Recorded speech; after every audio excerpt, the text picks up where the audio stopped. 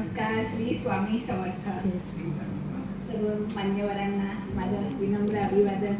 माझी लाडकी मैत्रीण नक्षत्र ज्योतिष आणि नक्षत्र ज्योतिष संस्थेची सर्वा समीक्षा दारविलकर हिचे मी मनापासून आभार मानते.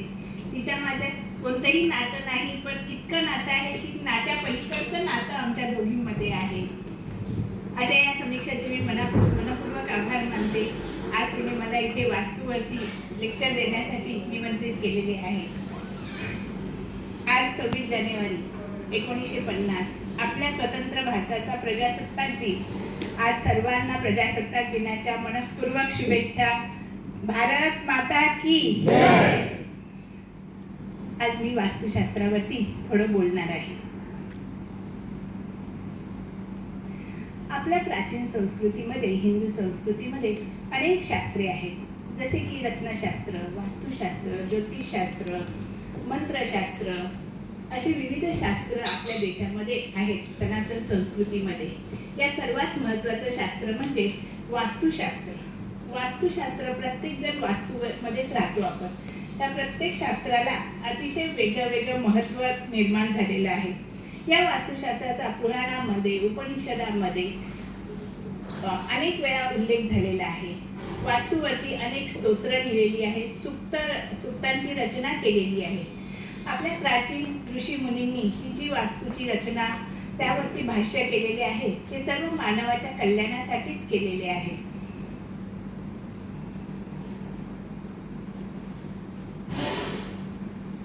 वास्तू म्हणजे काय? वास्तूची व्याख्या काय? तर वास्तू म्हणजे रिकाम्या जागेवरती बंदिस्त केलेली, बांधलेली एक वास्तू. तिला आपण भवन म्हणतो किंवा घर म्हणतो.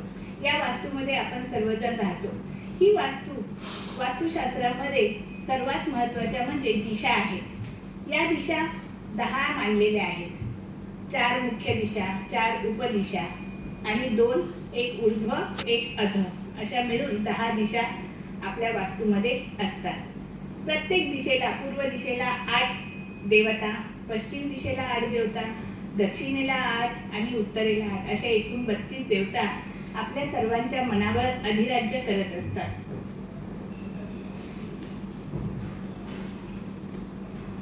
आपली वास्तू ही पंचमहाभूतांनी बनलेली आहे. जसे पृथ्वीमध्ये पंचमहाभूत आहेत, अग्नी, वायू, जल, पृथ्वी, आकाश, तसेच आपल्या वास्तूमध्येही ही 5 तत्वे विलीन झालेली आहेत. आता आपण प्रत्येक दिशेला कोणत्या वस्तू हव्यात आणि कोणत्या वस्तू नको ते आपण पाहूया. ईशान्य दिशा आपल्या घरातला मुख्य कोपरा आहे. इथे आपण आपल्या परमेश्वराला स्थान देतो. आपले देवघर नेहमी ईशान्य दिशेला असावे. ईशान्य दिशेला देवघर आपलं अडकवलेलं असू नये. ते जमिनीवर समांतर असावं. जमिनीवर पण न ठेवता चौरंगावर आपली वास्तूचं देवघर असावं. त्यात आपण सर्वांनी बसून देवाची पूजा केली पाहिजे. दुसरी दिशा आहे पूर्व दिशा. आपल्या घराची जर पूर्व दिशा बंद असेल, उघडी नसेल, सकाळच्या सूर्योदयाचा प्रकाश आपल्या वास्तूमध्ये येत नसेल, तर अशा वेळेला आपल्या संपूर्ण घराला आरोग्याचे प्रश्न निर्माण होताना दिसून येतात. अशा वेळी मग आपण काय करावे? तर अशा वेळी आपण सूर्याची उपासना केली पाहिजे. तसेच आपल्या पूर्व भिंतीवर सूर्याची प्रतिमा किंवा सूर्ययंत्र लावले पाहिजे. दुसरी दिशा येते आग्नेय कोपरा, जी की आपण तिला उपदिशा म्हणतो. मग आग्नेय दिशेला आपण भौमयंत्र लावलं पाहिजे. आग्नेय दिशेला आपलं किचन असावं. घरातली स्त्रीचं बराच वेळ त्या किचनमध्ये जात असतो. तर अशा वेळी त्या स्त्रीचं तोंड पूर्वेकडे असावं किंवा आग्नेयेकडे असावं आणि अग्नीला साक्ष मानून तिने स्वयंपाक करावा. स्वयंपाक करताना पण प्रत्येक स्त्रीने अन्नपूर्णा स्तोत्र हे म्हटलं पाहिजे. म्हणजे बनवलेलं अन्न हे अन्न न राहता तो प्रसाद तयार होतो आणि जे कोणी हे अन्न ग्रहण करतील त्या सर्वांना त्याचा अतिशय चांगला उपयोग होतो. त्याचा आरोग्यावर, सर्वांच्याच कुटुंबातील सर्वांच्या आरोग्यावर चांगला परिणाम होतो. दुसरी दिशा येते ती दक्षिण. दक्षिण म्हणजे क्षीणत्वाकडे नेणारी दिशा, असं काही ग्रंथकारांनी म्हटलेलं आहे. तर या दक्षिण दिशेला आपण काय ठेवावं? तर दक्षिण दिशेला वजनदार वस्तू ठेवाव्यात. जसे की पलंग, तिजोरी आपली, वजनदार सामान. आपलं घर जर बंगला असेल तुमचा, तर त्याला जिना असावा. जिन्याची जी दिशा आहे ती दक्षिण दिशा आहे. त्यानंतर येते ती नैऋत्य दिशा. सर्वात महत्त्वाचं स्थान म्हणजे नैऋत्य दिशा. तिथे पती पत्नीची बेडरूम असावी. बेडरूममध्ये तिथे पती पत्नी सुसंवादाने आनंदी जीवन जगतील, समृद्ध असं त्यांचं जीवन होईल. पश्चिम दिशा आहे. पश्चिम दिशा ही तिथेही देवघर आपल्याला चालू शकतं. पुढची दिशा येते वायव्य दिशा. वायव्य दिशेला अविवाहित मुलांचे बेडरूम असावे. वायव्य दिशेला जे कोणी बिझनेस करत असतील, व्यावसायिक असतील, त्यांच्या वस्तू विकल्या जात नसतील, तर अशा वस्तूंचं स्थानही वायव्य कोपऱ्यात ठेवले असता त्यांचे जे प्रोडक्ट्स आहेत ते पटापट विकले जातात. पुढची दिशा येते ती उत्तर दिशा. आता उत्तर दिशा म्हणजे कुबेराची दिशा आहे. तिथे आपल्याला धन स्थान आहे. तिथे मुलांची बेडरूम असावी. मुलांनी उत्तर दिशेला तोंड करून अभ्यास करावा, जेणेकरून त्यांच्या ते लक्षात राहील. उत्तर दिशेनंतर आपण येतोय आता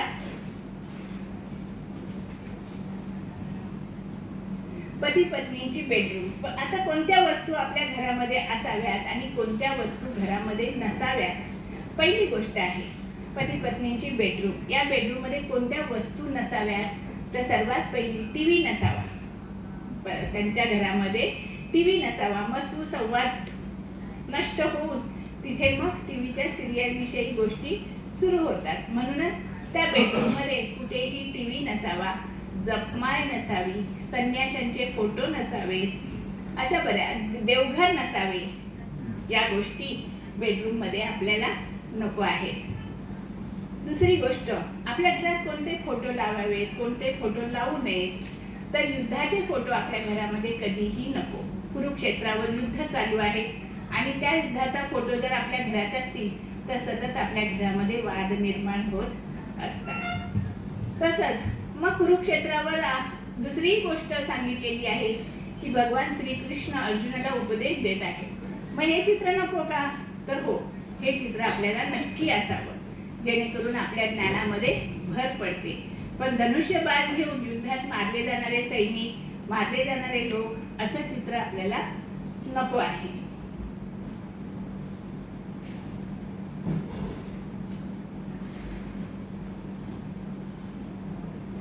आता मी तुम्हाला सांगणार आहे की कोणती झाडे असावीत आणि कोणती झाडे नसावीत. पण आता बेलाचं झाड जे आहे ते आपल्या घराच्या वायव्य दिशेला असावं. ईशान्य दिशेला कधीही तुळस लावू नये. ईशान्य दिशेला आपली कधीही तुळस लावता कामा नये. मग तुळस कुठे लावावी, तर तुळस ही नेहमी नैऋत्य दिशेला लावावी. तुळशीचं अगदी तुम्ही वन जरी उगवलं तरी त्याच्यापासून आपल्याला प्रचंड फळ मिळताना दिसून येतं, कारण तुळस ही श्रीकृष्णासाठी आपण लावतो. आता काटेरी झाडं घरामध्ये नको, जसे की निवडुंग, कोरफड, ही झाडं घरामध्ये नको. पण त्याचबरोबर गुलाब सुद्धा काटेरीच फूल आहे, काटेरीच झाड आहे. पण त्या गुलाबाला मात्र आपल्या पूर्वजांनी मानाचं स्थान दिलेलं आहे. गुलाब हे प्रेमाचं प्रतीक आहे, म्हणून ते झाड आपण आपल्या घरामध्ये लावू शकतो. अर्जुनाचं झाड सुद्धा आपण घराच्या आपल्या पश्चिम दिशेला लावू शकतो. तसेच जांभळाचं झाड आपण आपल्या ईशान्य कोपऱ्यामध्ये लावू शकतो. घरामध्ये नेहमी शुभ आणि बिना काट्याची फुलं असावीत. आता बरेच आजार आपल्या डे टू डे लाईफमध्ये बरेच आजार आपल्याला जाणवताना दिसतात. डॉक्टरांची बिलं भरताना व्यक्ती दिसते. आपल्या वास्तूमध्ये सुद्धा सदैव आनंद, सुख, शांती, समृद्धी नांदावी, यासाठी आपण नेहमी कुलदेवतेची उपासना करणं अतिशय महत्त्वाचं आहे.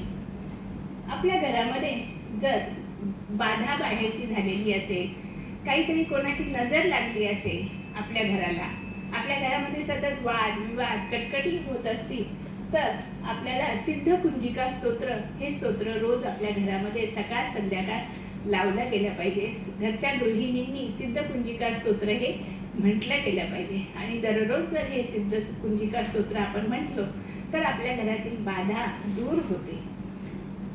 कोर्ट कचेरीचे जर प्रश्न असतील आपल्या घरामध्ये, तर कोर्ट कचेरीच्या आपल्या त्रासातून आपल्याला जर मुक्त व्हायचं असेल तर आपल्याला शाबरी कवच हे स्तोत्रही आहे आणि शाबरी कवच मंत्रही आहे.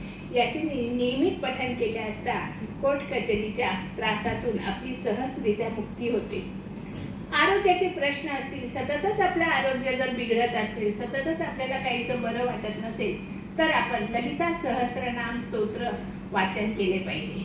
याच्यात अजून एक मी तुम्हाला सांगू इच्छिते, जर उजवा हात डोक्यावर ठेवून जर आपण ललिता सहस्रनाम रोज एक वेळा म्हटलं तर आपल्या आरोग्याचे सर्व प्रश्न नष्ट होतील.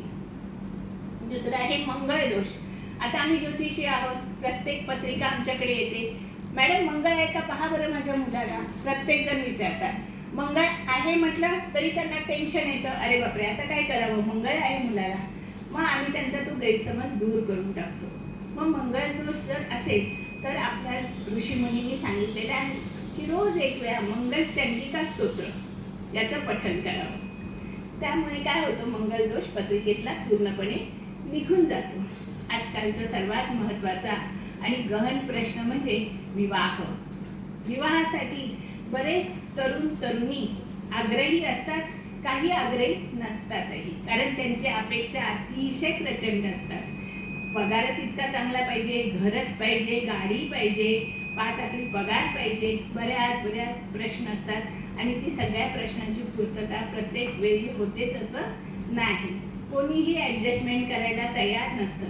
मुलगा मुलगी ॲडजस्ट करतात पण आईवडील ॲडजस्ट करायला तयार नसतात. मग अशा वेळी आपण काय केलं पाहिजे, तर आपण विवाह जुळवण्यासाठी नवनाथ भक्तिसारमधला 28वा अध्याय रोज एक वेळा वाचला पाहिजे, तोही संध्याकाळी 7 नंतर. तसेच उमा गौरी शंकर तेच तो